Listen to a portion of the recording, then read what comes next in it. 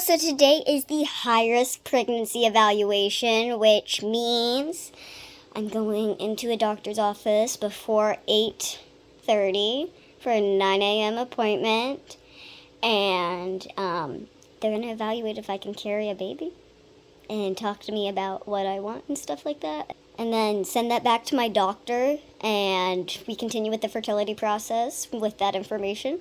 I'm pretty sure if I can't have a baby, we're going to continue the way I want to continue with surrogacy. That's why we're doing the donor situation paperwork. But if she says or they say, I don't know if it's a he or a she at this point. They've changed my doctor 4 times, okay? I made the appointment, then they called me saying that person's no longer available, but they have someone else. And then they called me 2 days later saying something canceled, and then they put me with someone else. And then they called again and put me with someone else. So I don't even know what my doctor's name is at this point. I don't know who I'm seeing. I tried to remember. I know who I'm seeing for my gyno today, because my gynecology appointment's also today. But I have no clue who I'm seeing for my high-risk eval. But either way, if they say that I can have a baby, I have a feeling my fertility doctor is going to try to convince me the whole process to be very open to carrying it myself. I'm so scared about carrying a child. So I don't want to do it. And, I don't think your doctors should push you to do something that you don't want to do. But I know what they're thinking of. They're thinking, in New York, it just became legal not too long ago for the carrier situation. I don't know. He knows the big fancy words. I don't. All I'm noticing is all of my sewing mess. We're not going to focus on that. I'm going to focus on my fertility because that is not my focus right now, obviously. That's why it's a mess. It's my brain on a table. And it's at least $100,000, $200,000 to pay someone to carry a baby. But I'm hoping that when it comes time for me to have a baby, that someone family or friend-wise is willing to do that for me, or, I am financially stable enough to afford that when it comes to starting a family, if I want to start a family that way. I mean, I'm still very much open to adoption and other ways of having children, so this could all be as a precaution and something that I never use, so it could be very daunting, but I called my insurance. They said that they're going to cover more after, the deductible or the copay or whatever it's called. The copay? I'm like, deductible for cars, copay for this. I'm so confused with all the insurance. Adulting is hard, y'all. But either way, after paying that off, they should cover a large percentage.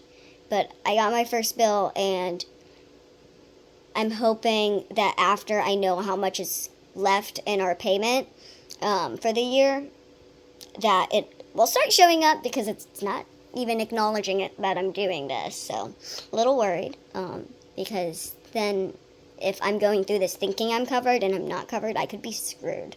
But I am very thankful for anyone who's given in the GoFundMe, because so far I have enough to cover that initial bill and what I know is the fertility therapy price. But I don't know how much this initial high-risk pregnancy appointment's going to go. I don't know if there's going to be a follow-up. I don't know how much the follow-up appointment with my fertility doctor after this and the therapy session goes. So if they're similar prices to that one, I don't have it. But it's okay, because I can do this. This is something I decided to do. And it's something that is necessary to figure out if this is what I want. Because if I don't do it, I'm going to ask what if my entire life, and I can't do that. So I will be back after the appointment. Okay, y'all, I just got out of the eval for the high-risk pregnancy. Overall, we went over everything. And I mean everything from miscarriages, family sides, to breathing issues, to anything and everything, spinal issues, my weight, my height, my organs, anything and everything, all of it, because when you get pregnant, you give it to the baby. So I told them about my dental issues. I told them about my fertility issues that I've been having before and after this. I told them about my mom's miscarriages and all that stuff, all of our family history with aneurysms, how we carried the BRCA gene, but we don't carry it specifically. It's extended family. My bio dad has diabetes and high cholesterol, all that stuff. Being honest, it was a lot. I talked to a doctor and then another doctor came in, and they basically greenlit the pregnancy but told me it would be high risk, or like I would be on high watch, and it definitely would be high risk, and I need to get my spine and my organs checked and all that stuff to make sure that I can carry the baby from here, because basically they said that as of all the information they have, I can have a baby. It's like we would greenlight it tomorrow. But she wants me to go get my spine checked, go get my diaphragm and my lungs checked, get a cardiogram and stuff to make sure that I'm functioning as a proper dwarfism person. Because with smaller stature, they do see those issues. And they don't know anything really on pituitary dwarfism. She's like, I know a lot about achondroplasia and that stuff, but pituitary dwarfism, there's less information. I don't know exactly. So we got to go ahead and do more things. But I can go back to my fertility doctor and continue with the process. They all said I'm here way too early and that it is probably just my doctor wanting to give me the information and show me the cautions and the precautions and all that fun stuff. I said cautions and precautions. Oh well. I'm frazzled. I'm at another appointment. I'm at my gyno appointment that's been canceling for like 3 months on me. And the biggest news, I have to pee in this cup and put it in this bottle for the next 24 hours. And then I got to take it to a place so they can test my pee for protein to make sure that I have that. And they do want me to start like daily vitamins. So I got to go get daily vitamins and like cut them in half for me. I don't know, it's a lot.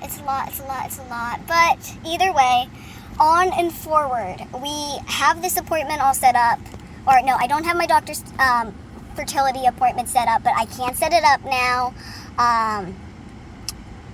They asked me everything from partner to, their mental health, to my mental health, to, like what happened with my sister's decisions and babies, like, because I told them that, like, some people in my family have decided not to have children due to the mental health that's in our line, and, that's a big factor, is your mental health, where you are, and not a lot of people take that into fact, so I'm glad I brought everything up. I have to go to the bathroom so bad, and I don't want to pee in this thing in. So I'm hoping I can get this PAP done, get in, get out, and then start peeing in it when I get home, and I'll count the 24 hours from there. I don't want to pee in it, but I do at the same time. It's so cool. But weird, why did someone just beep in the parking lot? Impatient hellers. Either way, I hope you enjoyed this little high-risk pregnancy eval. There was a lot of information, so much information that my brain is overwhelmed, and I may update you guys after I get home with more information. So this may be bye, but this may not be permanent bye. But other than that, have an amazing day. Stay beautiful, stay positive, and keep being you and do what you need to do with your life. Bye!